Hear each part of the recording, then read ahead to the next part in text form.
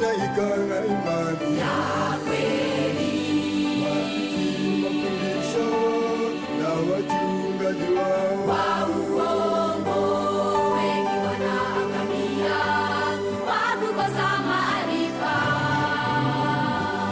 Wang'ang'ania majengo wakikataa ukweli. Kiburi chako ndugu hakitakuokoa. Fanya matengenezo leo. Ujitenge na kanisa lililoasi.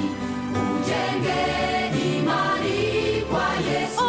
Kiburi chako ndugu hakitakuokoa.